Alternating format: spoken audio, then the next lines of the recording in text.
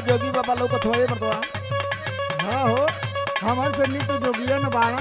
हाँ सरकार को ध्यान थे नौजवान पर, नौजवान बेकार घूमत हो बेकार न बाड़ी। हाँ हमारे से बढ़िया जोगी बाबा ये लिए बाड़ा। अच्छा रुका जोगी बाबा बोलाओ जे बोले जाता ए जोगी बाबा, ए बाबा यह वाई है तेरी कुछ गीत गौनरी सुनावा हमान के। ठीक है बेटा, जय बाबा गुरु गोरखनाथ। बोलो बच्चा। ए बाबा काहे जोगी बन गईला तू? अरे बेटा ये सब जान के क्या करोगे बेटा? हमारे देश में जो बेरोजगारी है ना बेटा, हाँ बाबा आज के जमाने में तुम्हारे जैसे पढ़े लिखे लोग, हर नौजवान आज बेरोजगारी के चलते इस दशा में है बेटा। अरे बाबा फरुहो खाची चलावे के नाम मिले तो सब उसको कमा लिया जाए। कुछ ऐसा ही कारण है बेटा। मैं भी बहुत सारी डिग्रियां ले चुका था बेटा। अच्छा बाबा कर मतलब तो हम पढ़ा लिखा लवा? हाँ बच्चा, मैं भी पढ़ा लिखा ग्रेजुएट आदमी हूँ बेटा, लेकिन बेरोजगारी के चलते मैं इस स्वार्थी संसार से दूर हो गया बेटा, इस मोह माया के जंजाल से दूर हो गया बेटा। हाँ बाबा मजबूरी का ना करा देले। सुन बेटा। हाँ बोला बाबा। ये जोगी अपने जोगी बनने का कारण बताता है बेटा। बताइए बाबा बताइए। कैले बानी हम डिग्रिया नहीं मिलली नौकरिया,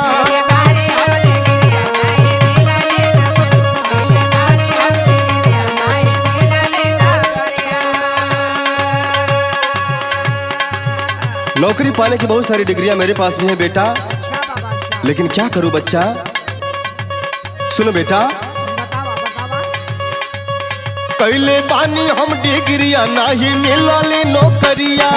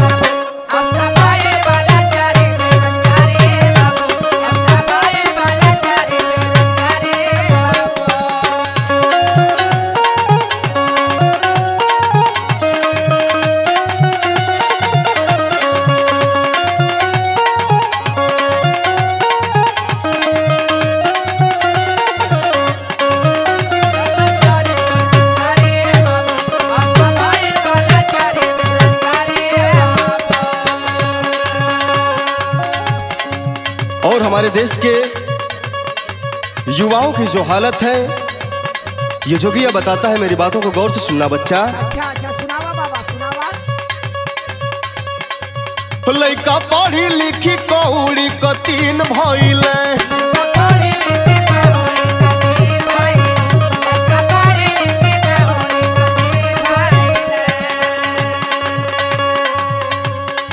आ हमरे यूपिया का देखा कैसन सीन भइले।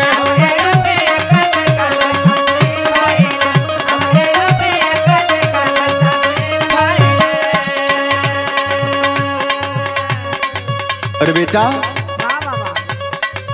ये जोगिया कुछ गलत तो नहीं ना बता रहा है बेटा? नहीं बाबा एकदम सही बोला था तू। ठीक है बेटा, सुनो। लइका पढ़ी लिखी कौड़ी क तीन भइले, हमरे युपिया क देखा कैसन सीन भइले। और मेरी बातों को गौर से सुनना बच्चा। सुनावा सुनावा बाबा। बढ़ी गईली महानाई गईली देशवा में आई महामारी ये बाबू, महामारी ये बाबू। अब तो भइल वाला चारी बेरोजगारी ये बाबू।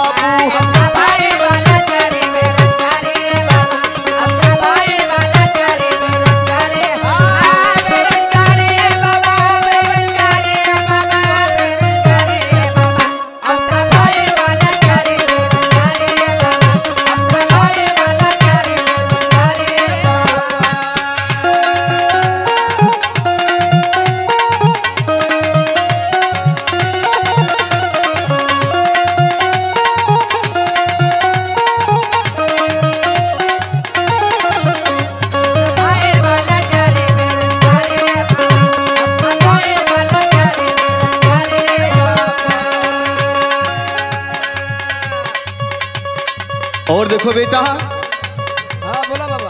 गीत के माध्यम से जोगिया एक और ज्ञान की बात बता रहा है। ध्यान से सुनना बच्चा। हाँ बताओ। थोड़ा नेताओं के बारे में भी विचार कर लिया जाए बेटा। अरे नेता कुछ चाहता तो हमने यही तर घूमल जात, ये कुछ कमो खराब कर। ठीक है बच्चा, सुनो। बताओ बाबा। नेता जाना ताके बुझल भी पतियाना,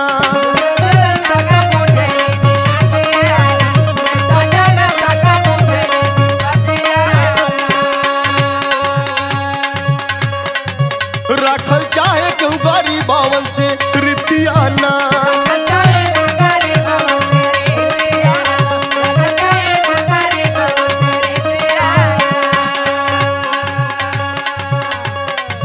मेरी बात समझ में आ रही है बच्चा? हाँ बाबा समझ में तो आवत है, लेकिन सरकार नौजवान खातिर कुछ करत ना है। हर नेता जाना ताके बुझले भी पतियाना, राखल चाहे केहू गरीबवन से रितियाना। कहे राम देहाती